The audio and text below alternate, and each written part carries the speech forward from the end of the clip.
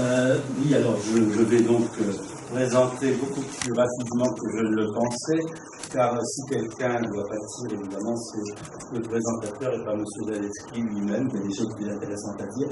Merci d'être venu l'écouter. Il était encore à Varsovie hier.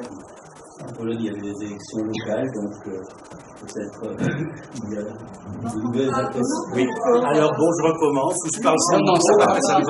Non. Bon, je peux. Voilà. Donc, je disais juste que Zaleski arrive directement en Pologne, où il y avait hier des élections locales. Enfin, laissons tomber la chose, encore que les résultats étaient différents de ce qu'on pouvait attendre.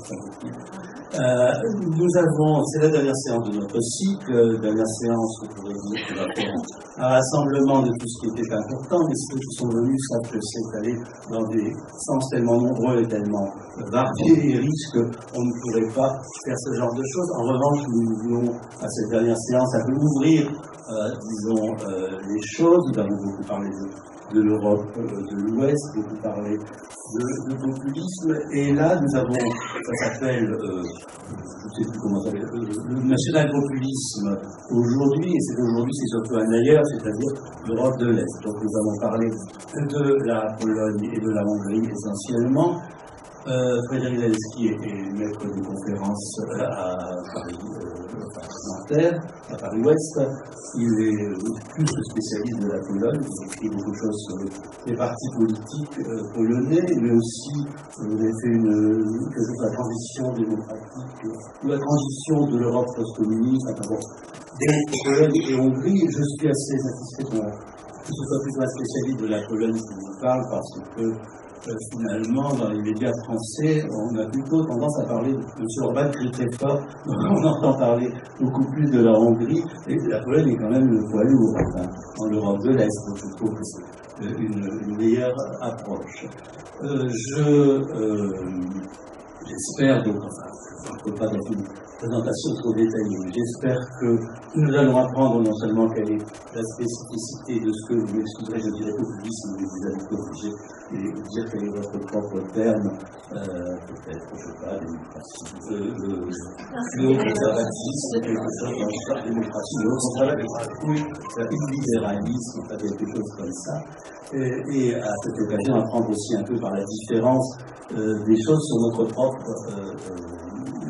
populisme. Donc, je crois que chacun est bien conscient que les populismes peuvent revêtir les mêmes oripeaux un peu partout, c'est-à-dire le rejet des élites, la participation du pouvoir, la prise de liberté avec les libertés, justement, les attaques contre la presse en Hongrie, les attaques contre la justice en Pologne, tout ça, bon, ça fait un ensemble. Et derrière ça, il y a des choses peut-être plus profondes et plus différentes. On s'est toujours, assez polarisé ici sur le concept d'identité. Or, il me semble que, vous allez peut-être éclairer à ce sujet, l'identité, le repli identitaire à l'Est n'est pas du tout notre repli identitaire.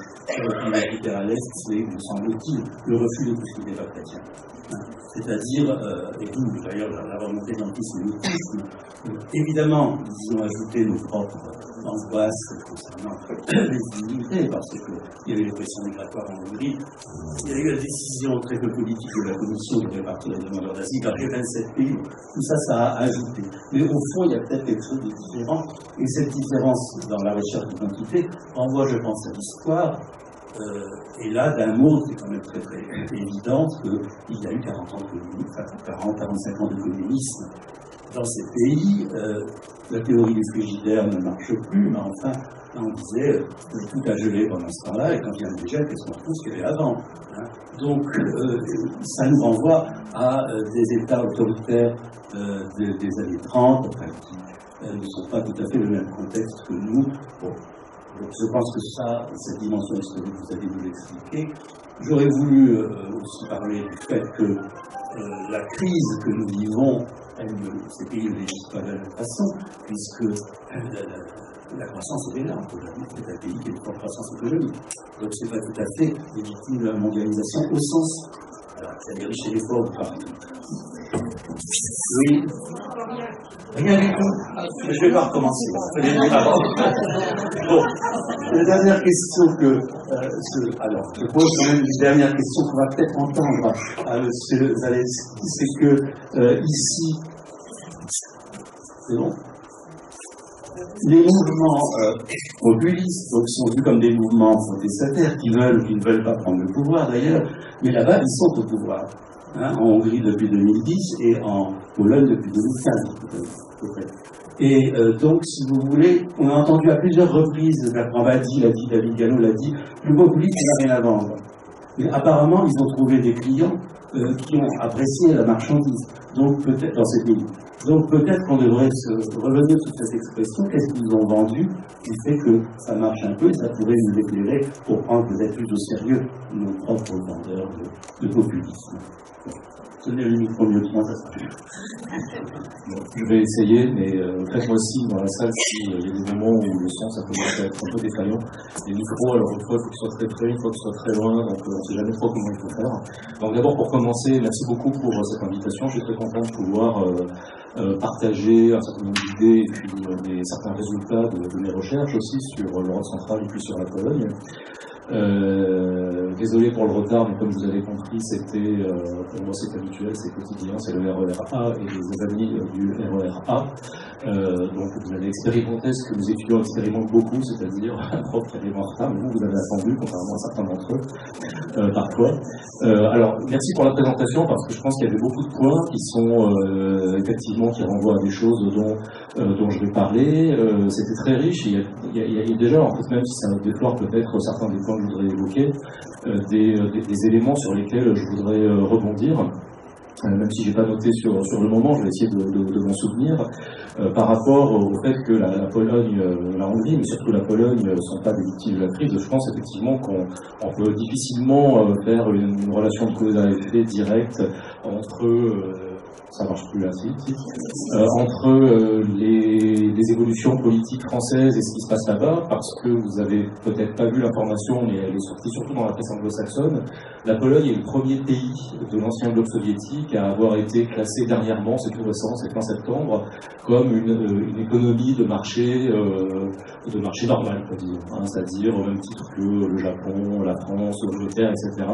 Et donc ça illustre quand même le dynamisme économique très fort qu'il peut y avoir dans ce pays, avec des taux de croissance qui sont de 4% par an à peu près. Mais comme vous avez dit, il y a effectivement un dynamisme économique très fort. Ça profite surtout aux grandes villes, qui sont de plus en plus des villes ouvertes sur l'extérieur, des villes pour Varsovie par exemple mondialisées, mais il y a une très forte disparité territoriale, un peu comme en France, et j'ai prévu quelques cartes sur le sujet. Donc ça, je pense que c'est une information, je pense, qui est mal perçue en France, en fait. C'est-à-dire qu'il y a encore beaucoup de gens qui perçoivent la Pologne comme un pays, un petit peu comme on les percevait à l'époque de la guerre froide, à la limite, quoi, hein, alors que le niveau d'enrichissement, parfois, peut être très très spectaculaire, et moi, pour l'avoir vu par rapport aux années 80, je trouve ça vraiment incroyable, en fait, hein. C'est l'équivalent de ce qu'a vécu la France dans les années 50-60 à peu près. Le deuxième point, c'était par rapport à l'antisémitisme. Je serais extrêmement prudent sur la question. Alors, je suis en train de préparer un article, par exemple, sur la marche nationaliste. Alors, tous les 11 novembre, il y a le 11 novembre, il y a une fête nationale en Pologne, et tous les 11 novembre, il y a, depuis 2010, une marche nationaliste organisée par des organisations qui sont des organisations néofascistes, exactement, dans lesquelles il y a des slogans antisémites, etc. Donc, je suis vraiment le dernier, y compris dans certaines discussions avec des collègues, à minimiser l'ampleur de ce phénomène d'antisémitisme en Pologne, mais je pense que ça ne doit pas éclipser le fait qu'il y a eu des progrès culturels et politiques considérables sur l'appréhension de cette question, en tout cas dans ce qu'on pourrait appeler les élites urbaines, le grand public intellectuel. Ça ne touche pas évidemment les territoires relégués dont je parlais tout à l'heure, les couches les moins instruites de la société, mais la perception de cette question-là et de l'histoire de la Pologne, notamment pendant la Seconde Guerre mondiale, a énormément bougé ces 20-25 dernières années, et on est à la limite, si vraiment vous voulez représenter les choses, on est plus dans une situation comparable à celle de la France, où il y a ces enjeux sur le devoir de mémoire, et puis de temps en temps, il y a des sortes de polémiques, de crispations autour de la repentance, par exemple. Enfin, oui, ça ressemble un peu plus à ce qu'on a en France, de ce point de vue qu'à une espèce de résurgence terme à terme de l'antisémitisme massif en fait dans la société telle qu'il pouvait exister avant 1939. Alors j'oublie peut-être des choses, mais par rapport à la présentation de tout à l'heure, mais c'est pas grave, ça me reviendra peut-être quand j'aborderai ces sujets-là dans ma présentation. Alors, pour en venir peut-être un petit peu justement commencer ce que j'avais prévu, j'avais effectivement, comme vous l'avez rappelé, prévu de faire quelque chose sur le populisme, parce que c'est pas du tout une notion dans laquelle je me reconnais, en tout cas dans ses usages dominants à l'heure actuelle. Ça me paraît être une notion qui ne permet pas de se repérer dans ce qui se passe, tout simplement. Vous aviez la gentillesse de rappeler que j'ai publié des choses sur le sujet, etc. J'ai par exemple dirigé un numéro de revue qui s'appelle la revue d'études comparatives Est-Ouest, et j'ai volontairement intitulé le dossier consacré à tout ça Révolution néoconservatrice en Europe centrale et orientale, justement pour couper court à cette idée de populisme. Alors j'aurais pas le temps, j'ai choisi de parler de plusieurs choses, donc j'aurais pas le temps d'être complètement exhaustif et très approfondi sur le sujet, mais je vais en dire un mot quand même. Mais malgré tout, je pense que c'est important de s'y arrêter un petit peu. Donc je voulais faire un point sur les notions, et en fait, comme vous le voyez déjà avec le titre qu'on a choisi pour la séance d'aujourd'hui, il y a déjà deux notions à problème en fait dans le titre. Il y a la notion d'extrême droite, la notion de national-populisme, qui sont à problème non pas parce qu'elles sont fausses en elles-mêmes, mais parce qu'elles renvoient à des réalités qui peuvent être très différentes et expliquées très différemment. Et comme toujours, quand on utilise une notion, on utilise aussi des explications. Une notion, elle n'est pas neutre du point de vue de l'explication qu'on donne au phénomène. Alors, je ne m'attarde pas trop sur l'extrême droite, je dirais juste que dans la littérature à l'heure actuelle, pour parler des phénomènes qui nous intéressent aujourd'hui, et dont vous avez apparemment amplement entendu parler à travers les séances précédentes, la littérature utilise plutôt la notion de droite extrême que celle d'extrême droite, et par la notion de droite extrême, c'est une notion qui est une adaptation de ce qui est en usage dans la littérature américaine, par anglo-saxonne, pas toujours américaine, mais en tout cas en anglais, sur la question, par la question de droite extrême, on entend plutôt des droites radicales, c'est-à-dire qu'en France, on appellerait des droites dures, des droites dures qui quand même participent aux élections, ne cherchent pas à déstabiliser le système démocratique, alors que l'extrême droite, c'est un terme qui renvoie plutôt à des groupements, à des partis qui sont post-fascistes au sens où ils sont rattachés à l'histoire du fascisme européen. Donc par exemple, tous les mouvements qui, dans les années 60-70, ont présidé à l'instauration du Front National, par exemple. C'est-à-dire Occident, Ordre Nouveau, qui étaient des mouvements qui n'avaient pas rompu avec la violence de rue. Donc là, il y a une petite distinction qui est pas inutile, disons, même si on peut tout à fait parler d'extrême droite si on a envie, pour parler de certains des leaders nationalistes qui dirigent un petit peu le jeu européen aujourd'hui. Alors je m'arrête un peu plus sur la notion de populisme parce que c'est quand même c'est une notion beaucoup plus difficile, et puis c'est une notion qui a complètement coloniser le débat public, c'est-à-dire que tout est populiste, on entend ça à tout bout de champ, le terme est utilisé de manière complètement incontrôlée. Et en plus, je pense que le terme en lui-même est porteur d'une imprécision complète qui facilite cette imprécision. Alors, je pense du coup, aussi pour vous expliquer pourquoi je ne vais pas vous présenter tout ça comme du populisme, sinon m'arrêter un petit peu sur cette question-là. Alors, donc, sur les problèmes que ça pose de parler de populisme. Alors, d'abord, le premier point, c'est que le populisme, dans les interprétations les plus courantes, les interprétations standards, en quelque sorte, est présenté comme un appel au peuple. C'est-à-dire, être populiste, c'est se tourner vers le peuple, etc. Alors, ça renvoie à quelle idée ? Ça renvoie à l'idée que en démocratie, on aurait en quelque sorte deux piliers idéologiques, c'est-à-dire qu'il y aurait d'un côté, ce qui définirait la démocratie libérale, la démocratie représentative, c'est d'un côté la souveraineté populaire, avec effectivement la possibilité pour les gouvernés qui prennent part aux élections d'exprimer des choix politiques, mais la démocratie, ce serait aussi l'état de droit. L'état de droit serait un ensemble de principes qui permettent de canaliser justement l'expression du suffrage populaire. Et en fait, les populistes seraient des gens qui ne se reposeraient que sur l'un de ces deux piliers, la souveraineté populaire, et qui se serviraient en fait du peuple, non pas pour véritablement porter des revendications, des aspirations populaires, mais pour le faire parler, pour parler à leur place en réalité, et pour essayer de construire un lien de représentation qui neutralise d'une certaine manière les canaux traditionnels de la représentation parlementaire, donc anti-parlementarisme, etc. Donc ça, c'est la définition un petit peu standard de ce qu'est le populisme, hein, c'est-à-dire des gens qui s'adressent directement au peuple et qui essayent de contourner les canaux traditionnels de représentation. Le problème avec cette manière de définir le populisme, c'est que c'est assez idéologique en réalité, hein, c'est-à-dire que parler de certains acteurs en ces termes-là, en disant qu'ils neutralisent certains canaux de la représentation de la démocratie libérale, c'est exprimer aussi des préférences pour la démocratie libérale. C'est aussi quelque chose qui a été décrit en des termes différents dans l'histoire, par exemple dans l'historiographie ou dans l'histoire des sciences sociales. Pour cette tendance-là, on a parlé aussi de bonapartisme, par exemple, on a parlé de démocratie publicitaire. Donc il y a aussi quelque chose qui se passe quand finalement on décide d'abandonner, pour la France en tout cas, des notions comme celle de bonapartisme ou de démocratie publicitaire pour parler de populisme. Alors justement, pourquoi c'est un problème et en quoi est-ce que ça produit un changement? C'est que, comme l'a dit un politiste italien qui s'appelle Giovanni Sartori, dont j'ai porté le nom sur la diapo, c'est un cat-dog concept, c'est-à-dire, on va traduire ça par l'idée de concept chat-chien, hein, c'est-à-dire que, qu'est-ce que c'est qu'un cat-dog concept? C'est que, on sait bien que dans la réalité, les chats-chiens, ça n'existe pas. Dans la réalité, il y a des chats, il y a des chiens, il n'y a pas de chat-chien.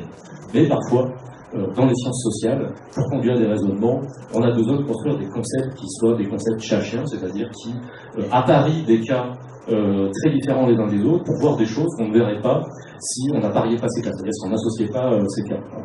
Alors, pourquoi pas? Le problème, c'est que dans la pratique des sciences sociales à l'heure actuelle, la plupart des articles qu'on peut lire, surtout en anglais, en fait,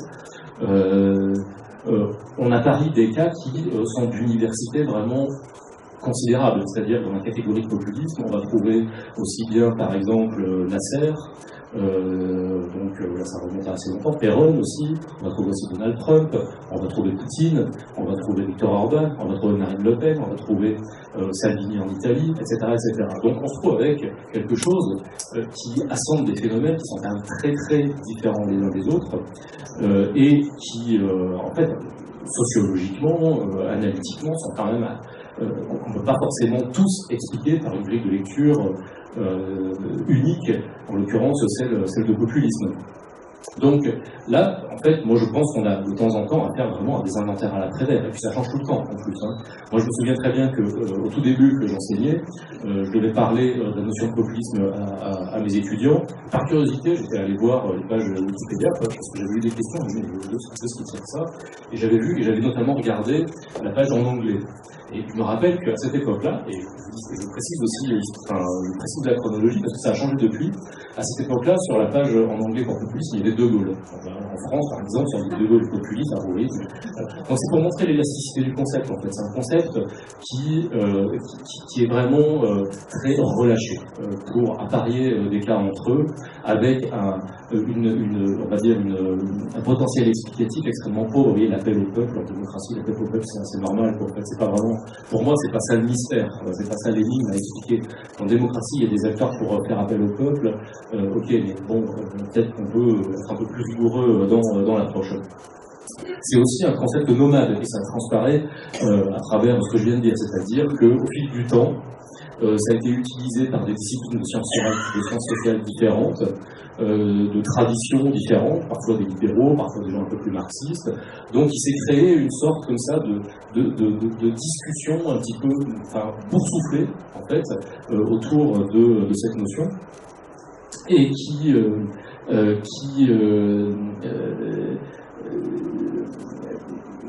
est unifié par le concept, par la notion de populisme, mais qui en réalité désigne des explications et des explications historiques qui dialoguent pas vraiment entre elles. Ce que je veux dire par là, c'est que une des grandes étapes d'importation de ce terme dans les sciences sociales, c'est les années 40 à 60, quand c'est surtout les spécialistes de l'Amérique latine qui ont utilisé ce terme de populisme, par exemple les travaux fondateurs dans ce domaine-là de Gino Germani, qui ont utilisé ce terme pour apporter des éclairages sur les régimes autoritaires d'Amérique latine en les expliquant pas de la même manière que le fascisme en Europe. Leur point de départ, c'était de dire ces régimes-là auraient dû avoir la trajectoire des fascismes européens, ils n'ont pas eu cette trajectoire. Pourquoi?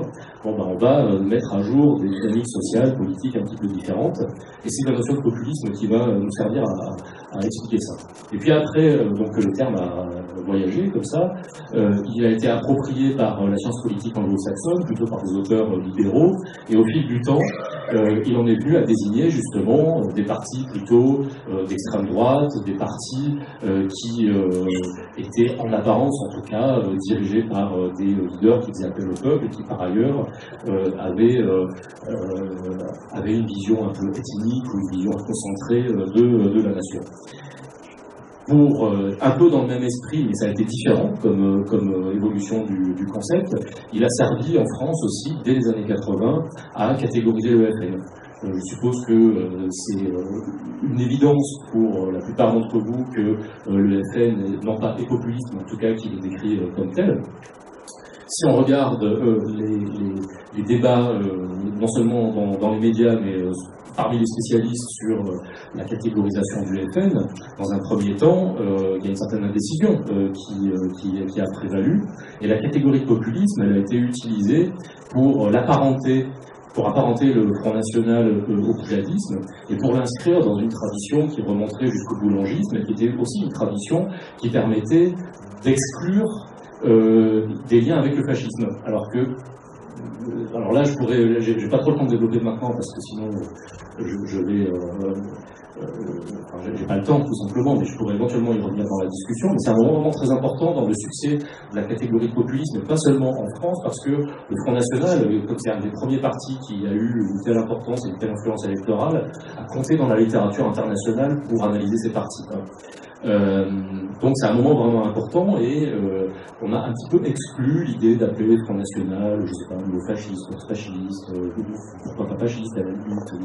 Bon. Alors que quand on regarde l'histoire du Front National, on trouve des liens par intermédiaire de tout un tas d'acteurs avec le régime de Vichy, avec aussi tous les réseaux qui ont essayé de résister à l'épuration dans l'immédiat après-guerre. Donc ça c'est tout à fait indéniable. Donc il y avait, d'un point de vue empirique et du point de vue historique, il y avait tout à fait de quoi forger une nouvelle notion à partir de termes de fascisme pour inscrire le Front National dans une tradition qui n'est pas celle du fascisme. C'est pas ce qui s'est passé.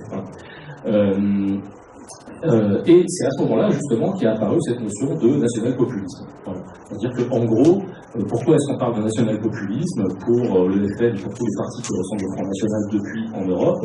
C'est parce qu'on a affaire à peu près à la même chose qu'avec des leaders populistes du type Perón en Argentine, etc., etc. C'est-à-dire des gens des leaders plutôt, pour être plus précis, qui ne s'inscrivent pas dans les canaux de représentation classiques de la démocratie parlementaire et de la démocratie libérale, qui passent par-dessus, qui neutralisent simplement, à la différence d'un Perón ou d'un Nasser en Égypte. Ils ont une conception ethnocentrée de la nation. Ils se situent, du point de vue de leurs valeurs politiques, plutôt à l'extrême droite. Voilà. Donc, le national-populisme a émergé à ce moment-là. Donc là, je suis peut-être un petit peu rapide sur les problèmes que ça pose. J'ouvre une toute petite parenthèse, mais je pourrais peut-être y revenir plus longuement pendant la discussion s'il y a des questions là-dessus. Moi, je suis critique par rapport à cette notion parce que j'ai fait ma thèse de sciences politiques sur un parti qui était qualifié de populiste. En fait, je ne pouvais pas, en fait, intervenir dans un discours de 400 ou 500 pages, ce que j'avais constaté pendant mes recherches, en utilisant cette notion et toutes les explications qu'elle convoque. Donc c'est comme ça que c'est pas du tout une pause ou une façon de me distinguer par rapport à des collègues qui utilisent la notion, mais contrairement à certains d'entre eux qui s'emparent de la notion de façon parfois un peu en dilettante, je dois le dire, j'ai été obligé de construire un propos qui me permette de faire quelque chose du matériel empirique que j'avais accumulé pendant mes recherches, et le terme de populisme, en fait, ne me le permettait pas. C'était même plutôt un handicap, ça faisait écran avec ce que j'avais observé. C'est comme ça que j'ai commencé à réfléchir à toutes les impasses, etc., de cette notion. Et l'une d'entre elles, alors je ne suis pas un ennemi, parce qu'il faut quand même utiliser des notions. On a tous une sorte de petite mallette portative avec des notions, des concepts pour pouvoir décrire la réalité. Il ne faut pas dire ah non, il ne faut pas dire ce terme, c'est interdit. Hein. Mais par contre, le problème, c'est comme avec le totalitarisme, l'autoritarisme, etc., c'est le risque d'essentialisation. On pensait qu'il y a des phénomènes politiques qui sont invariants et qui voyagent comme ça, comme je ne sais pas quoi d'ailleurs, en apesanteur, et puis toi, tout d'un coup, ils jettent leur dévolu sur une conjoncture nationale et hop, ça va la foutre du populisme. Ça, c'est ce que font beaucoup de gens qui sont dans le commentaire et qui doivent pas quand même avoir à rationaliser dans des productions scientifiques un nombre de gens de recherche sur le terrain et qui du coup peuvent comme ça assez librement faire du commentaire avec des notions comme celle-ci. Alors, j'en viens à ma diapo suivante. J'ai quand même prévu de faire, c'est un peu le sujet aussi, hein, de faire deux, trois petites choses sur l'Europe avant d'en venir à la Hongrie et à la Pologne. Et donc j'ai prévu 3 diapos sur l'implantation territoriale de ces partis. Alors c'est d'abord là l'alternative pour l'Allemagne, l'AfD, qui a fait beaucoup parler d'elle, parce qu'elle est quand même largement responsable. C'est quand même un tournant assez important, je pense, dans l'histoire de l'Allemagne après 1945. C'est la première fois qu'une force d'extrême droite qui a une telle importance et elle a mis en difficulté, car elle continue à mettre en parole. C'est une sorte de secousse qui continue à mettre en difficulté Angela Merkel. Alors ce qu'on voit très nettement sur cette carte, c'est que l'AfD est implantée d'une manière qui n'est pas du tout aléatoire d'un point de vue historique, c'est-à-dire que c'est les anciens landeurs de l'Est qui sont principalement concernés par cette poussée. Vous avez prévu aussi une carte de la Pologne, un peu plus compliquée parce qu'il y a plus d'informations que dans l'autre. Alors, ce qu'on voit très bien, alors en bleu, ce sont les résultats. Alors ça, c'est donc comme c'est le premier tour de l'élection présidentielle de 2015. En 2015, il y a eu les élections présidentielles et législatives en Pologne. En bleu, c'est le parti Droit et Justice, donc qui est ce parti au pouvoir actuellement. Et en orange, les libéraux, donc ceux qui sont dans l'opposition aujourd'hui, mais qui étaient au pouvoir à l'époque. Donc on voit très clairement que là aussi on retrouve l'Est. Alors c'est un peu moins connu dans le cas de la Pologne que dans le cas de l'Allemagne. Évidemment, la réunification allemande, c'est quand même un événement historique important dans l'histoire récente de l'Europe. Mais l'Est de la Pologne est une partie qui est beaucoup plus rurale, beaucoup moins urbanisée, qui est aussi une partie dans la structure rurale. Alors c'est plus rural, mais c'est aussi une structure rurale plus archaïque, c'est-à-dire que c'est des petites exploitations. Et puis, par ailleurs, je le dis parce que ça me paraît pas central, mais comme c'est sur la carte, j'en profite pour le dire, le gros trait noir-rouge que vous voyez, ça correspond à la frontière des partages de la Pologne jusqu'en 1918. Donc il y a aussi une forme de permanence de certains archaïsmes sociaux et économiques qui est assez frappante dans la manière dont elle ça coïncide avec le vote à droite. Alors ce qui est en hachuré, c'est pour ça que je pense que la carte, bien qu'elle contienne beaucoup d'informations intéressantes, ce qui est en hachure, et malheureusement, les hachures ne rendent pas compte, en fait, ce qui est en hachure, c'est le vote pour Valéza en 90. C'est-à-dire que le vote de 90, c'est déjà un vote conservateur. Et ce qu'on voit là, c'est que le vote pour le PiS, donc pour le Parti Droit et Justice, c'est pas un vote, comme on le décrit parfois, populiste en termes de poussée. Parce que dans les trucs sur le populisme, vous avez sans doute remarqué que c'est toujours une poussée. C'est-à-dire que le propre du populisme est d'être de fonctionner sous forme de poussée. Non, pas du tout. Le vote pour le PiS est un vote conservateur avant d'être un vote protestataire, disruptif, pour employer un terme en fait, et donc il est aussi maintenant à la mode politiquement et peut être utilisé pour ce genre de choses. Et en fait, les hachures même rendent pas vraiment justice à ce qui se passe, parce que le vote pour Valéza, si on avait une carte du second tour, parce que là c'est une carte, c'est pour un article que j'ai préparé pour Le Monde, et je crois que c'est à partir de 45 ou 60%, je ne sais plus très bien. Mais si on avait le second tour, pour savoir qui a gagné le second tour, on aurait beaucoup plus de hachures encore sur la carte. Donc ça me paraît, c'est une carte qui me paraît utile aussi pour ça. Le vote pour les partis de type Front National, etc., c'est souvent un vote de droite, en fait, tout simplement, aussi, il ne faut pas l'oublier. Tout le discours sur la prolétarisation du vote pour le Front National, qui est une réalité. Mais il y a aussi une composante de vote de droite classique pour ces partis politiques. Et là, je crois que la carte pour ça, elle est bien. Et puis, il y a une autre carte que je trouve assez spectaculaire, c'est celle-ci, qui est la carte de l'élection présidentielle autrichienne de 2016, si je ne m'abuse. Vous vous en souvenez peut-être, qui opposait un candidat libéral qui s'avérait être du parti des Verts, du parti écologiste, mais enfin qui a quand même regroupé tout le vote libéral dans une logique de second tour, et le candidat du parti FPO, qui est le parti, vous vous souvenez sans doute, de Jörg Haider. Bien qu'il soit décédé depuis, c'est donc un héritier de Jörg Haider. Alors, on voit bien les différences entre les deux cartes, c'est-à-dire qu'il y a la petite carte du haut, où on voit la répartition territoriale, en fait, du vote pour l'un et pour l'autre, où le vert est quand même visible, mais on ne peut pas dire que ce soit ce qui est majoritaire. Donc le vert, c'est le vote pour le candidat libéral Van der Bellen. Et puis la carte en dessous, c'est une carte en anamorphose, où on voit comment dire, où il y a une représentation proportionnelle en fait au nombre, là en l'occurrence, d'électeurs inscrits. Et ce qu'on voit très très bien, c'est que les villes en fait parviennent à mettre en minorité des votes ruraux qui sont des votes effectivement pour des partis de droite extrême, de droite radicale, pour utiliser un petit peu ces termes, mais je serai un peu plus précis tout à l'heure. Et je pense que la carte elle est intéressante parce qu'elle met en évidence ce clivage rural-urbain à propos du vote pour ces partis, dont on parle aussi beaucoup. Et les auteurs de cette carte, qui sont des géographes, parlent de gradient d'urbanité, c'est-à-dire de degré d'urbanité. Plus on va vers les zones urbaines, plus on a un vote qui n'est pas un vote comme un vote pour ces partis. Alors je pense que le sujet méritait que je m'y arrête un petit peu parce qu'il est quand même assez débattu en France aujourd'hui. Parce que c'est une réalité qu'il y a un vote rural pour le Front National, et c'est quelque chose qui a trouvé une traduction dans la thèse de la France périphérique. On doit à un géographe qui est un géographe non universitaire, mais qui produit beaucoup, qui s'appelle Christophe Guilluy, et il a encore publié un livre récemment qui est dans le prolongement de ses idées, et donc c'est quelqu'un qui est très exposé médiatiquement. Je pensais que c'était peut-être utile de faire un petit point rapide là-dessus.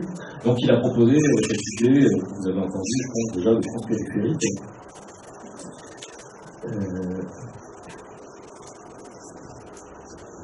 Je vais essayer de retrouver le fait, faire trop perdu dans les papiers, voilà, c'est ça.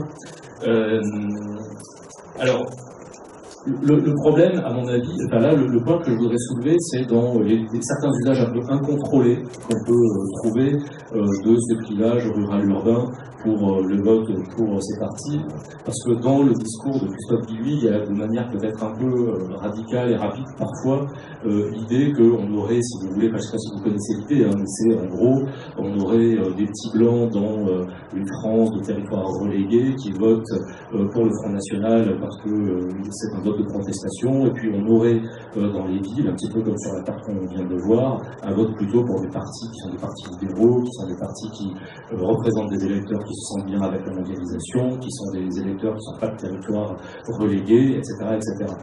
Alors moi je suis vraiment très prudent, alors je ne discute pas dans le détail sa thèse à lui, simplement soyons prudents avec, là on a affaire à un usage possible, c'est ça que je voudrais souligner surtout, à un usage possible de ces fractures électorales, de ces divisions électorales. Il n'y a pas ça qu'on peut en dire, et justement je vais en dire un petit peu des choses un tout petit peu différentes, même si je ne pourrais pas être très approfondi dans mes commentaires. Mais je pense qu'il faut avoir en tête qu'il fait partie des gens qui, à mon avis, montrent qu'il peut y avoir, même chez des intellectuels ou des auteurs, des essayistes, entre guillemets, de gauche, une forme d'évolution vers le néoconservatisme qui n'est pas forcément présenté comme tel et que eux-mêmes dénigrent, puisqu'ils se situent, ils continuent déclarativement à se situer à gauche, et qui représente une forme malgré tout de variante de gauche d'une forme de néoconservatisme qui peut exister aujourd'hui et qui consiste, c'est quand même pas mal, c'est le cas chez Christophe Guilluy, à accuser politiquement la gauche d'avoir délaissé certains groupes sociaux, de s'être focalisé sur des enjeux qui concernent en fait des minorités de la société, tout ce qui est mariage pour tous, etc., etc. Donc c'est un discours qui est un petit peu ambivalent, et je voulais attirer un petit peu l'attention là-dessus sans forcément discuter beaucoup la thèse. Et du coup, je pense que les points qu'il faut peut-être retenir avec beaucoup de prudence, c'est donc c'est ce que j'indique en dessous, la tendance à la métropolisation, c'est-à-dire le fait que on a des territoires, qui sont des territoires plutôt urbains, qui disposent d'un dynamisme économique suffisant pour se relier au grand processus de la mondialisation économique, pour se relier au marché mondialisé, et qu'il y a d'autres territoires par contre qui ne disposent pas du même dynamisme économique et qui décrochent par rapport à ça. Et dont ces territoires qui disposent de ces ressources pour se relier au marché mondialisé, on a une forte présence, même si c'est un peu un raccourci de présenter les choses comme ça, mais on a quand même une forte présence de ce qu'on appelle parfois, à la suite du sociologue américain Richard Florida, des classes créatives, c'est-à-dire de tous les groupes sociaux qui produisent de la valeur dans des sociétés post-industrielles, c'est-à-dire les enseignants au sens large du terme, les gens qui travaillent dans la finance, dans la culture, dans la création, etc. Et évidemment, ces groupes sociaux-là sont concentrés dans les grandes villes. De ce point de vue, effectivement, il y a une forme de division à interroger. Et cela étant, je pense qu'il faut se méfier des regards qui homogénéisent, qui globalisent, et les territoires, par exemple, relégués, ne sont pas tous les mêmes. C'est des territoires qui peuvent avoir des profils différents.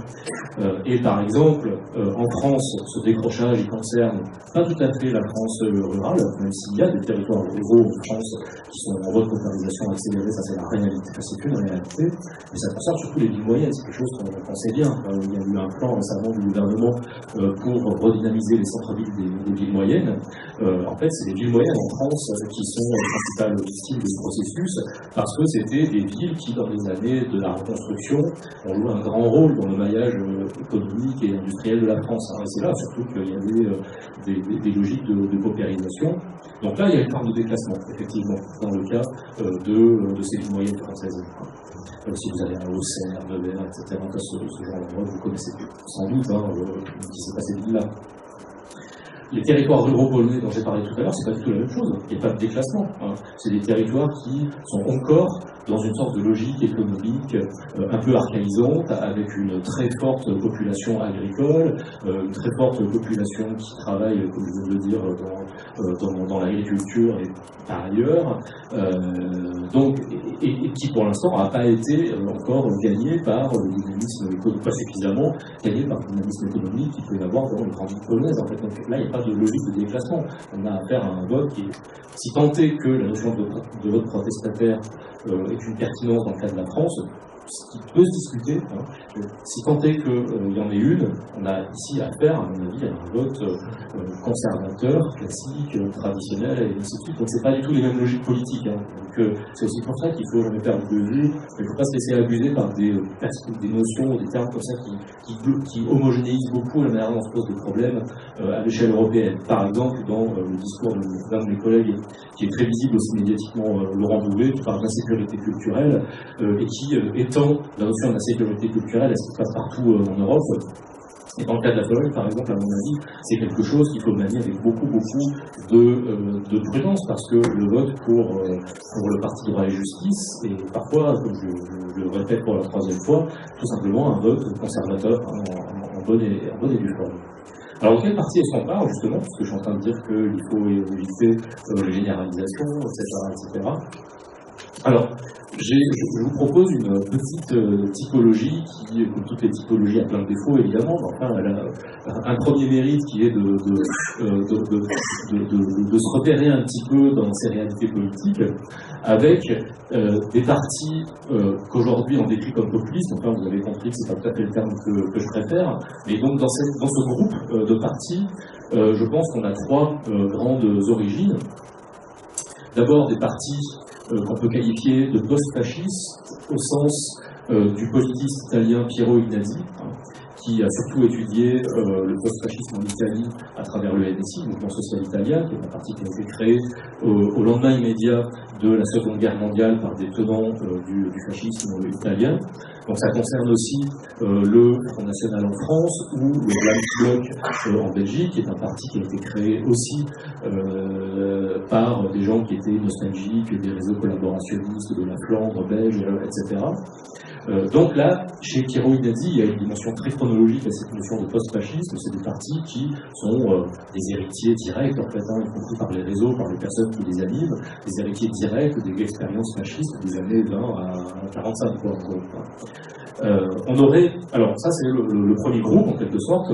Il y a un deuxième groupe qui serait constitué par ce que j'appelle ici des partis antifiscalistes ou anti-État-providence, donc qui sont surtout des partis d'Europe du Nord, Danemark, Norvège, etc., et des partis libéraux en fait, un peu au sens pas au sens américain, mais au sens où ils sont très axés sur la liberté économique, l'initiative individuelle, etc., et qui ont commencé, à partir du moment où il y a eu certaines défaillances de l'État-providence, à être très critiques sur le niveau d'imposition, sur la distribution sociale, etc. Certains de ces partis continuent à exister aujourd'hui dans une forme un petit peu reconvertie. Par exemple, le Parti du peuple danois, dans ce parti, est un ancien parti de la liberté, parce que ces partis s'appelaient Parti de la liberté. C'est un héritier de ces partis antifiscalistes des années 60-70.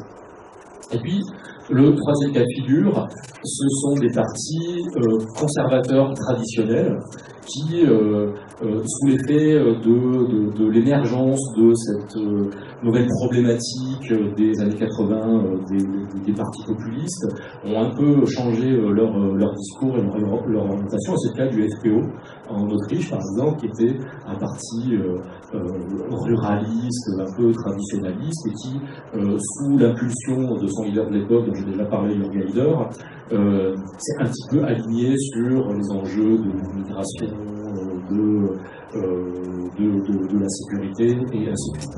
Alors évidemment, comme c'est une typologie, il n'y a jamais de type entièrement pur, et le Vlaams Blok, par exemple, c'est une sorte de cas hybride, c'est-à-dire que c'est à la fois un parti post-fasciste et puis un parti qui, comme le FPO, a été repris en main à un moment donné par une nouvelle génération d'entrepreneurs politiques très dynamiques qui les ont respectabilisés, qui ont adopté les codes de la politique institutionnelle et qui ont insufflé de nouvelles thématiques autour de l'immigration.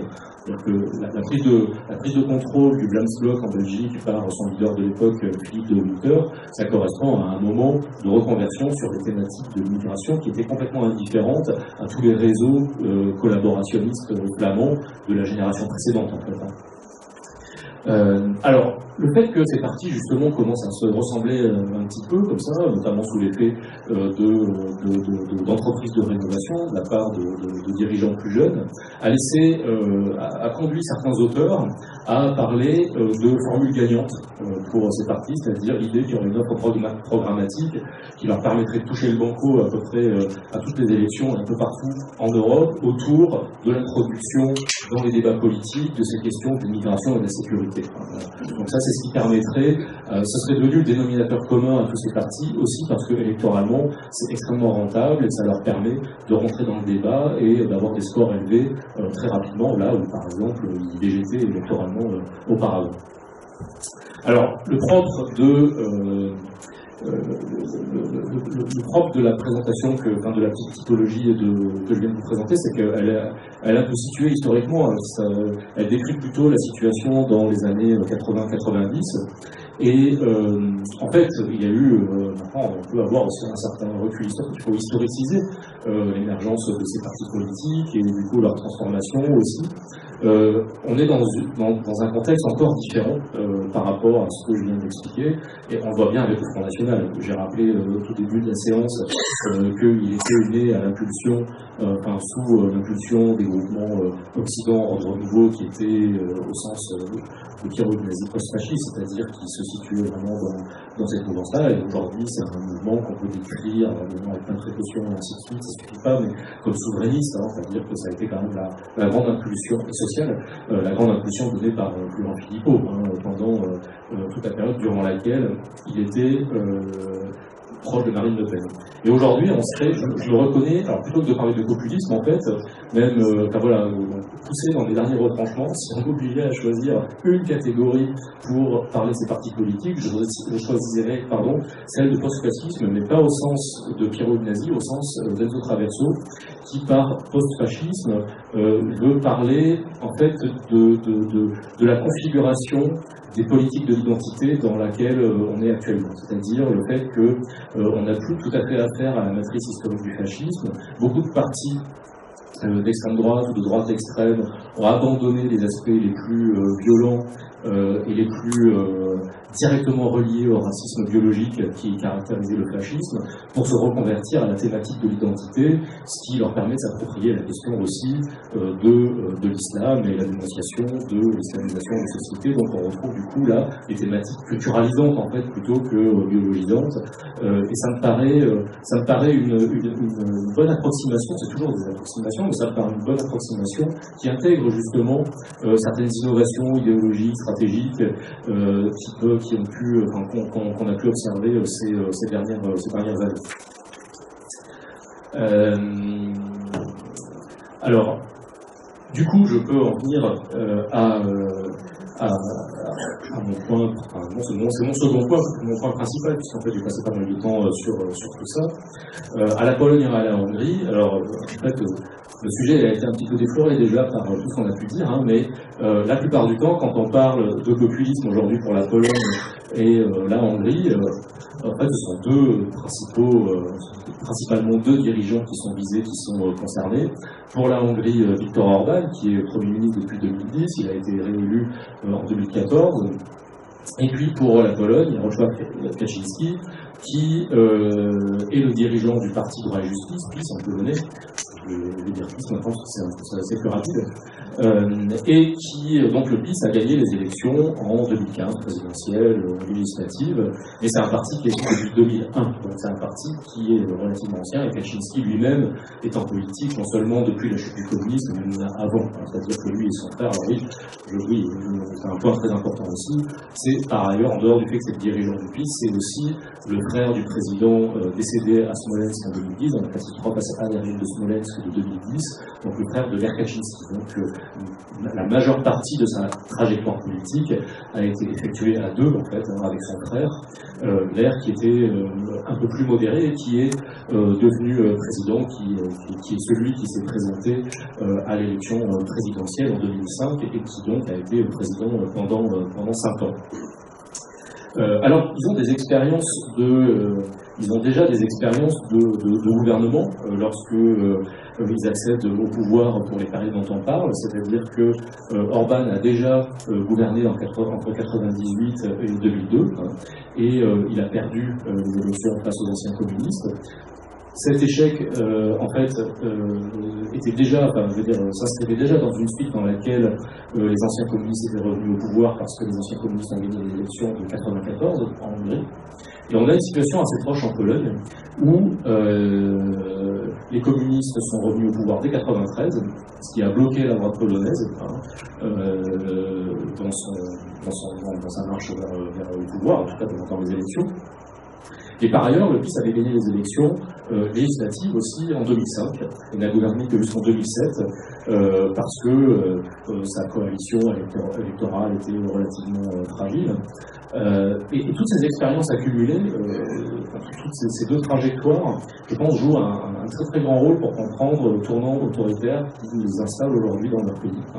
C'est-à-dire que ce qu'ils font, à mon avis, davantage que du populisme, en tout cas dans leur politique au gouvernement, je ne parle pas forcément des élections, mais dans leur politique au gouvernement, davantage que du populisme, c'est une forme de reconstruction de l'État. Je crois que c'est la notion qu'il faut avoir en tête. Leur projet est une reconstruction de l'État, une reconstruction des élites et un remplacement des élites de l'État. Et ça, Orban le dit lui-même. C'est lui-même qui a théorisé pour ces leaders-là, en reprenant l'idée de démocratie illibérale, mais en passant de démocratie illibérale à État illibéral, il a dit clairement que sa politique était une reconstruction de l'État parce que la démocratie libérale avait failli. Voilà, il donne plein d'exemples en disant qu'aujourd'hui, le sens de l'histoire, c'est Erdogan en Turquie, Poutine en Russie, etc., Singapour, ainsi de suite, et certainement pas la démocratie libérale telle qu'on la connaît nous et telle qu'on l'a en France. Ça, je crois que c'est relativement important, cette idée qu'ils veulent transformer l'État avant toute chose. Alors, c'est une évolution qui est... je crois qu'une des raisons pour lesquelles on a un peu du mal à expliquer ce qui se passe en Pologne, c'est que c'est des pays qui n'étaient pas du tout... qui avaient réussi leur transition à la démocratie. Et la plupart du temps, la manière dont on parle des transitions démocratiques, depuis la chute du communisme, c'est sous le modèle d'une évolution linéaire, en quelque sorte. C'est-à-dire qu'à partir du moment où la trajectoire vers la démocratie est bien enclenchée, il n'y a pas vraiment de retour en arrière possible, parce que les institutions sont solides, les électeurs se socialisent dans la démocratie, etc. Cette idée-là, même si énoncée comme ça, elle peut paraître aujourd'hui avec le recul, tiens, comment on a pu pleurer, elle a quand même vraiment beaucoup infusé dans le discours des médias, dans le discours des universitaires, etc.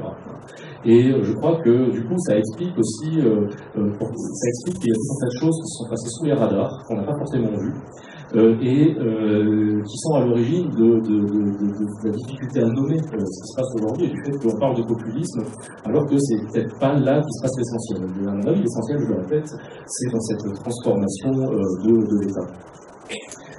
Et Kaczynski, comme Orban, sont tout à fait représentatifs de cette évolution. C'est-à-dire que, là j'ai choisi assez volontairement deux photos dans lesquelles on les voit comme acteurs du passage à la démocratie en 89.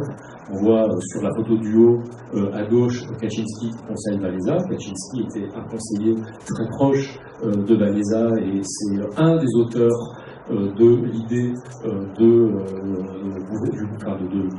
proposer aux communistes de former un gouvernement en 89. Alors, vous savez qu'il y a eu des élections, on en reparlait un tout petit peu tout à l'heure, il y a eu des élections, il y a eu une crise, on ne savait pas très bien qui devait prendre la tête du gouvernement. Kaczynski est l'un de ceux qui a proposé que Solidarité, que le mouvement d'opposition à l'époque, prenne le pouvoir. Donc c'est quelqu'un qui s'est complètement inscrit dans les jeux de la transition et dans cette évolution vers la démocratie. Même chose pour Orban qu'on voit en dessous, lors d'un discours qu'il a rendu célèbre lors des funérailles nationales de Nagy, donc le leader du soulèvement de 56, en 1989. Et à ce moment-là, Orban a contribué, il n'était pas le seul, mais a contribué à former donc, son parti, qui était à l'origine un parti libéral un peu au sens américain du terme, c'est-à-dire non seulement sur le plan économique, mais aussi sur le plan des valeurs qui sont défendues, etc. Et qui était un parti, et ça montre bien aussi cette orientation, un parti interdit au moins de 35 ans. L'idée était que tous les gens qui avaient une socialisation politique, professionnelle dans le communisme, en fait, ne pouvaient pas véritablement refonder de nouveaux systèmes. Et donc, l'idée était d'aller véritablement vers la démocratie par ce biais. Donc, ce que je veux dire en rappelant un petit peu tout ça, c'est que il faut vraiment chercher des principes d'évolution idéologique de leur part dans ce qui se passe après 89. C'est-à-dire que c'est vraiment cette conjoncture dans laquelle les communistes reviennent au pouvoir, dans lesquels, parce que la transition a été pacifique, on n'a pas fait, entre guillemets, d'épuration des communistes, c'est tout ça qui génère une forme de relégation politique pour les forces à la tête desquelles ils sont, qui les conduit à construire des offres politiques renouvelées, qui se démarquent du reste de la droite, et puis surtout qui permettent de dénoncer les communistes, de dénoncer l'emprise, soi-disant, des communistes sur l'État. Donc cette radicalisation est ultérieure. Alors du coup, je vais essayer d'illustrer de façon plus approfondie ce phénomène avec l'exemple de la Pologne, qui est aussi celui que je connais le mieux. Alors, là aussi, je pense que c'est peut-être des choses qui ne sont pas forcément connues ou qui sont un petit peu oubliées. La Pologne, en fait, est un pays qui a évolué vers la démocratie, parfois selon certaines interprétations à partir de 1980. En fait. Pourquoi ? Parce que en 1980, il y a ces grèves ouvrières très importantes qui se produisent d'abord sur le littoral de la Baltique parce qu'il y a des chantiers navals, mais qui ensuite s'étendent à une bonne partie du pays. Et à ce moment-là, apparaît un syndicat. Dans des circonstances qui sont assez exceptionnelles en fait. Il y a une partie de contingence là, qui joue un grand rôle. C'est que tout d'abord, les ouvriers des différentes entreprises en grève se coordonnent, c'est-à-dire qu'ils parviennent en se coordonnant à ne pas cesser la grève de manière fractionnée, parce que la tactique des dirigeants communistes à ce moment-là était de faire des négociations séparées avec les différents centres de grève pour qu'il n'y ait pas de coordination entre les différents sites en grève. Donc là, les ouvriers se coordonnent. Et ils se coordonnent aussi parce qu'ils ont une bonne tactique qui leur est soufflée par des intellectuels. Et c'est la première fois qu'il y a cette réunion comme ça de différentes forces dans les mouvements de protestation des pays du socialisme réel, du socialisme d'État, c'est-à-dire que les ouvriers se mettent en grève, mais ils ont un soutien en dehors de leur propre groupe social, et il y a beaucoup d'intellectuels d'opposition démocratique qui étaient à la tête de groupes déjà assez organisés, qui vont de Varsovie sur le lieu de la grève à Gdansk, et les conseils, les épaules dans les négociations qui s'ouvrent à ce moment-là avec les représentants du pouvoir qui font le choix de la négociation. C'est-à-dire qu'il y a eu aussi là, un choix de la part du pouvoir de négocier. Il y a certains qui étaient partisans de ne pas négocier, mais c'est les partisans des négociations qui l'ont emporté à ce moment-là. Et donc, à la suite de ces négociations, un syndicat, Solidarité, se forme, qui est reconnu officiellement, qui est le plus grand mouvement d'opposition qui a pu prendre place dans les pays du socialisme réel, puisqu'il compte jusqu'à 10 millions de membres. Et c'est très important. Pourquoi ? Parce que, d'une part, ça génère une situation au cours des années 80 pendant lesquelles l'opposition est très structurée, même si elle s'affaiblit au cours des années 80, elle est quand même très structurée, et le capital politique, le capital symbolique de cette opposition aux yeux de la société est considérable pendant toute la période. Et puis parce que les communistes essayent de normaliser, de faire une normalisation, c'est-à-dire qu'ils essayent d'intervenir par la force pour rétablir les grands principes du socialisme d'État ou du communisme, appelons ça pour l'instant avec des termes un peu différents. Donc ils essayent de faire un petit peu ce qui avait été fait à Prague en 1968. Et donc en décembre 1981, il y a un coup de force contre la société. Le parti est pris en main par des militaires, en l'occurrence par le général Jaruzelski, qui proclame l'état de guerre. Il y a sans doute des gens qui s'en souviennent de ces images du général Jaruzelski avec ses lunettes, etc. La suite logique de ce type d'intervention par la force en direction de la société, c'est ce qui était appelé dans l'analyse de ces régimes une normalisation, c'est-à-dire qu'il y a des purges dans le parti, on remet des gens fiables à la tête du parti, on pacifie les oppositions, on relègue un petit peu en internement ou dans des postes en périphérie les gens les plus protestataires, etc. Ça ne marche pas en fait. Alors là, ça ne marche pas pour deux raisons, parce que comme je l'ai dit tout à l'heure, le prestige de l'opposition avait été considérable, ça avait duré longtemps. Non seulement ça avait duré un peu plus d'un an, mais en plus, ça prenait la suite d'une première organisation de l'opposition démocratique tout au long des années 70. Donc ça avait suscité un effet d'entraînement en profondeur bien plus important qu'en 68 à Prague, où en plus il y avait une composante d'adhésion au projet du Dubček qui faisait complètement défaut là en Pologne en 1980-81. Et puis ça ne marche pas aussi parce que y a une crise économique que les communistes n'arrivent pas à juguler en fait. Donc le discours des communistes, généralement, pour faire face à cette restriction des libertés, c'est de dire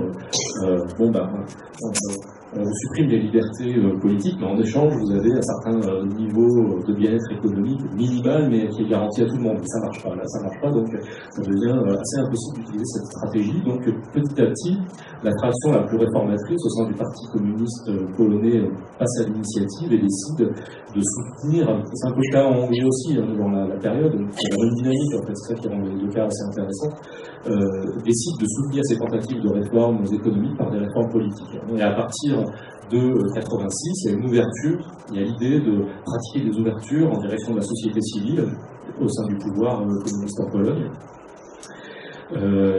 Et ça se traduit en 1988 par l'idée d'une main tendue en direction de l'opposition et de la société. Les proches du pouvoir formulent l'idée d'un pacte anticrise.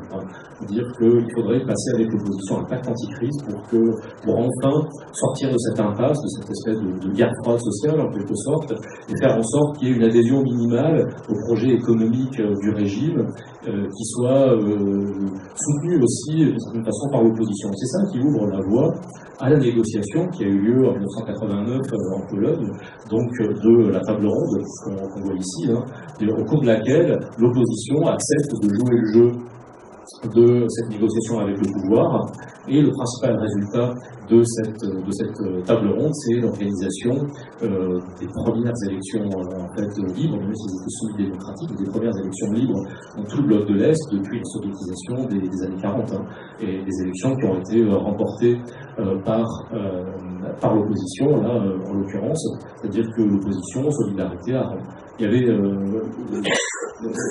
avait seulement 30% des sièges qui étaient ouverts à la compétition électorale. C'est pour ça qu'on parle d'opposition semi-démocratique, parce qu'il y avait 60% des sièges qui étaient réservés au Parti communiste et à ses alliés.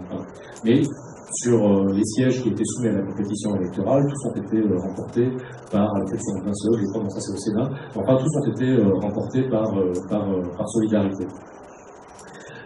Donc là commence la phase de démocratisation en Pologne. Alors qu'est-ce qui se passe après ?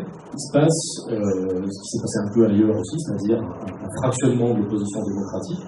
C'est-à-dire que Solidarité, c'était certes un mouvement de masse dans le début des années 80, mais c'était aussi ce qu'on appelle une organisation parapluie. C'est-à-dire qu'il y avait un objectif stratégique commun qui était de lutter contre le régime communiste pour tout un tas de groupements d'opposition qui, d'un point de vue idéologique et en termes de réseau aussi, étaient très différents les uns des autres. Mais à partir du moment où Solidarité a pris le pouvoir, tout ça s'est un petit peu décomposé, les partis politiques sont apparus, etc.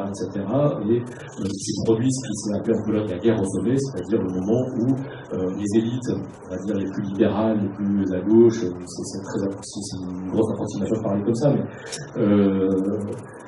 je vais m'en tenir à ça pour l'instant. Donc la frange la plus libérale s'est opposée à la frange plus conservatrice, là aussi c'est approximatif, mais qui était représentée par Wałęsa, soutenue par Kaczynski.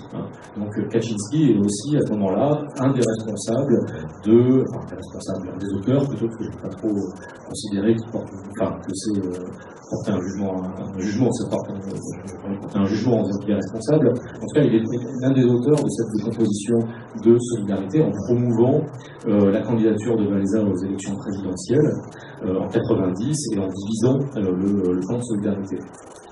Et en fait, ce que je crois Kaczynski voulait faire à ce moment-là, c'était deux choses. Premièrement, je crois qu'il voulait rompre le consensus politique de la table ronde, c'est-à-dire l'idée qu'on a négocié avec les communistes et on respecte un petit peu le terme de ces accords. Il voulait rompre avec ça, avec des arguments qui étaient des arguments très politiques, en disant que par exemple, entre-temps le mur de Berlin était tombé, que par exemple en Tchécoslovaquie, les communistes avaient été balayés complètement, pourquoi est-ce qu'on s'en tient au terme des accords qui avaient été passés quelques mois plus tôt avec eux, etc. Mais je pense que ce sont des idées qui sur le moment, veut dire qu'il y avait une certaine rationalité politique, en tout cas dans cette formulation, mais je pense qu'il y avait aussi un autre objectif qui était de reprendre le leadership au sein de toutes les formations issus de Solidarité, et notamment au sein des formations de droite.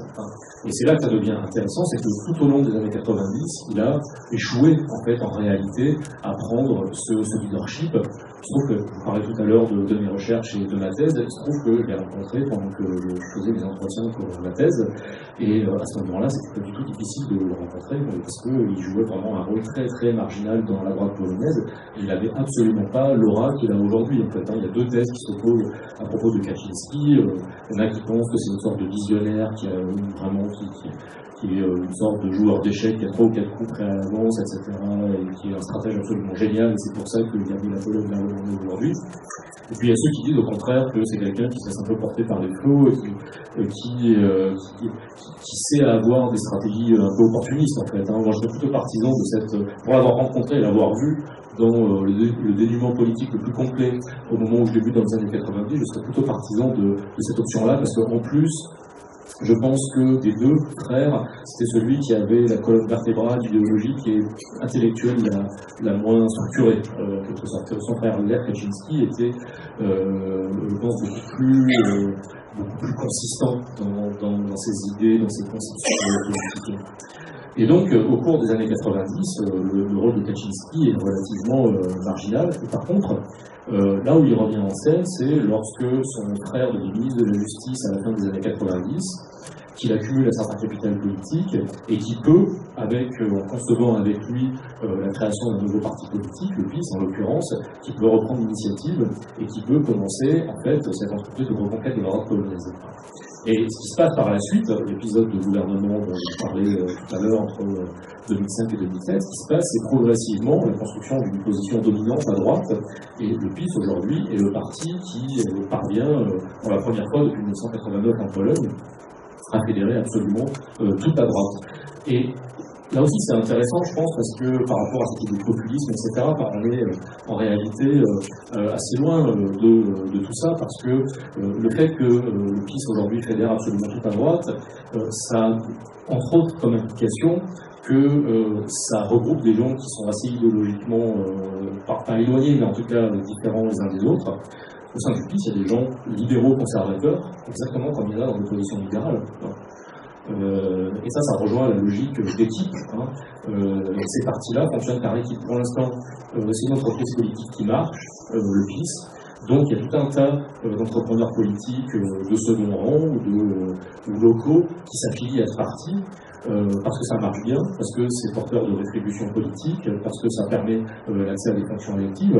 Mais le jour où, et ça va être intéressant d'observer à la suite des élections d'hier, ils ont pris une sorte de revers, subi une sorte de revers. Je pense que du moment que ça va un petit peu se déliter, on va assister à des jeux de reclassement.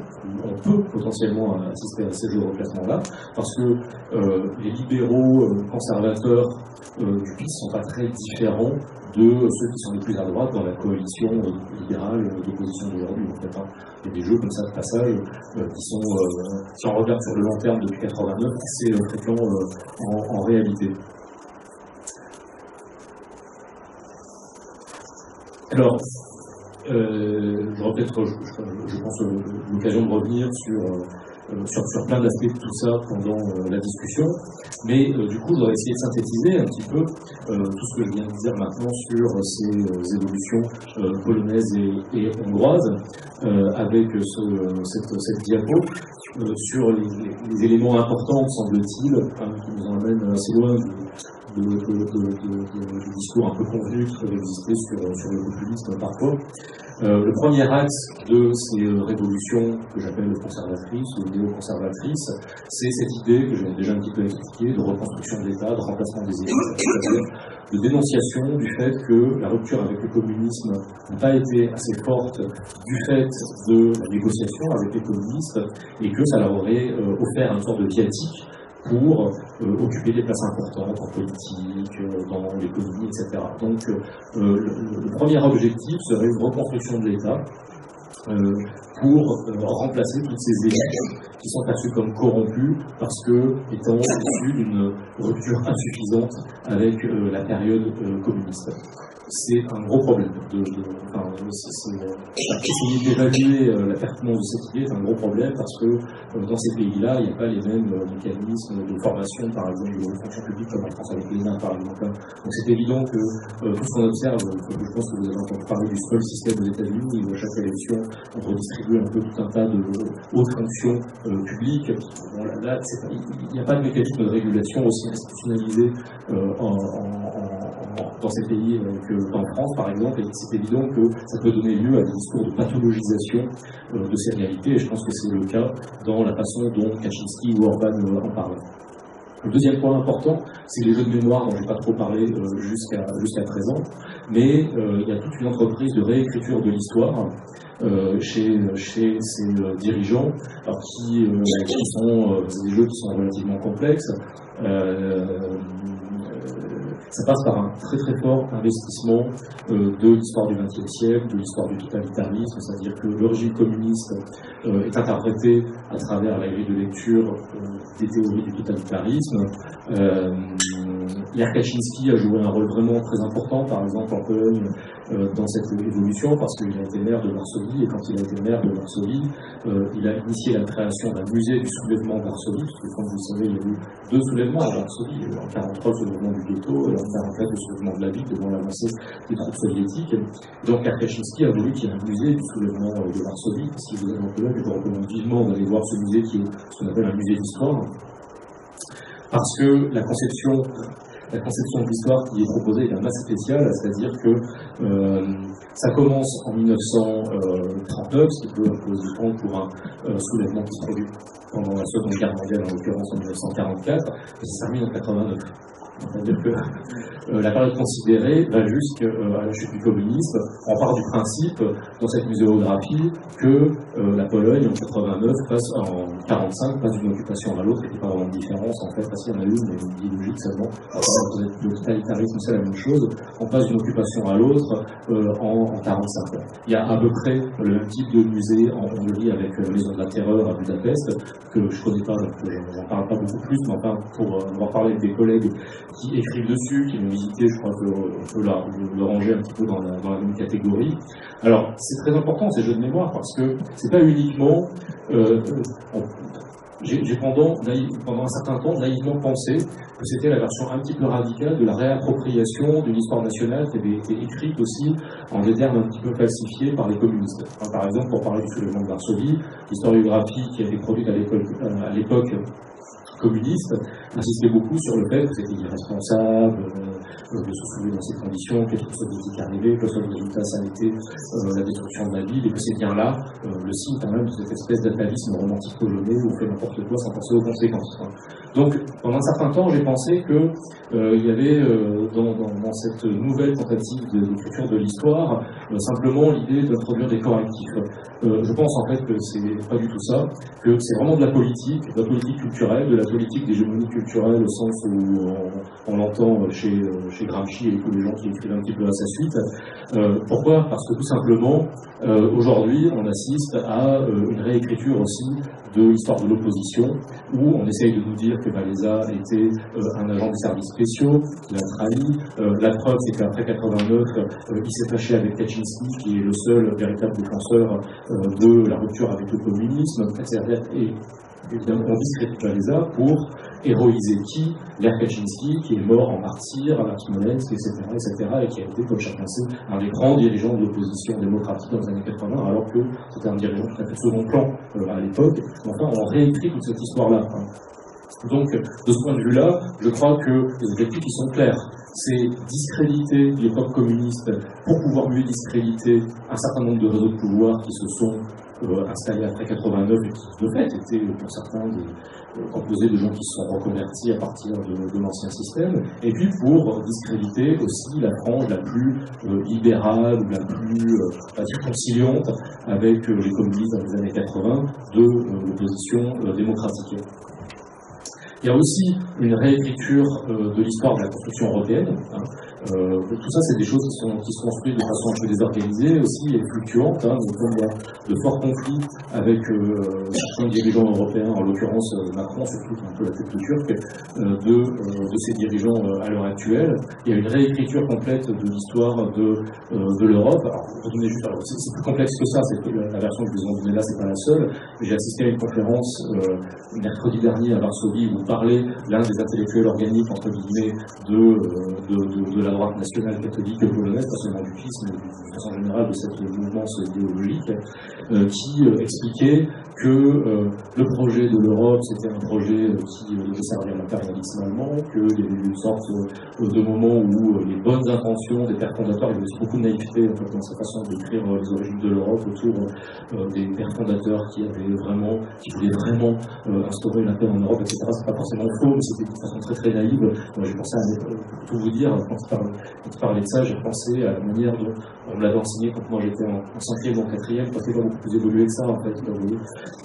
Et que en fait tout ça c'est la preuve de l'impérialisme allemand et que on voit bien que les Français arrogants ils sont dans un rapport complètement haineux en fait à des pays comme la France et l'Allemagne. Donc c'était mon dernier point là, francophobie, germanophobie, c'est-à-dire que c'est tout ce qu'ils détestent. C'est-à-dire qu'il y a aussi pas mal de fantasmes, mais aussi d'une façon générale, c'est aussi tout ce qu'ils détestent, c'est-à-dire l'ouverture culturelle, le multiculturalisme, et puis une position dans les jeux européens qui les remettent dans la position périphérique de laquelle ils pensent être sortis. C'est-à-dire que c'est pas, à mon avis, c'est pas vrai. Je pense pas que Macron souhaite mettre la Pologne dans la position périphérique qui a été lancée pendant très longtemps. En revanche, c'est interprété politiquement et culturellement comme ça.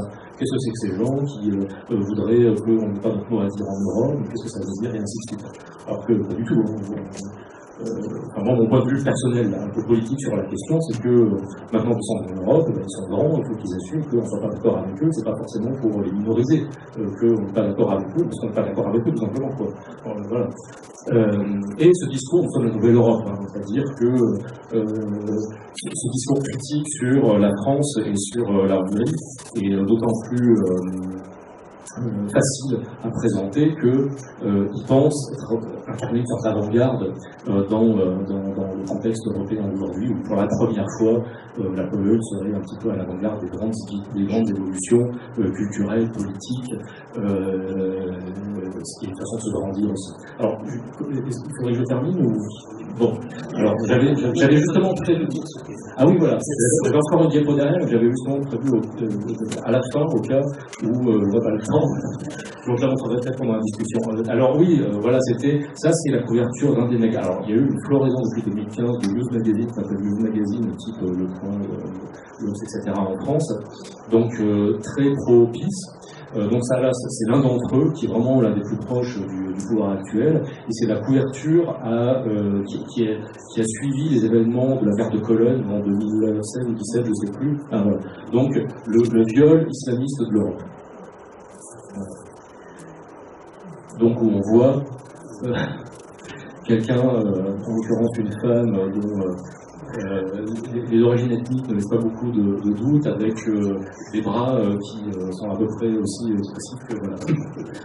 Voilà. Donc du coup, je m'arrête là, parce que c'était un peu conclusif.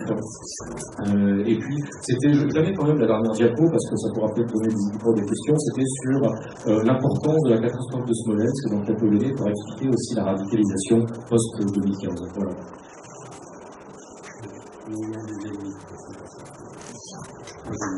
Oui.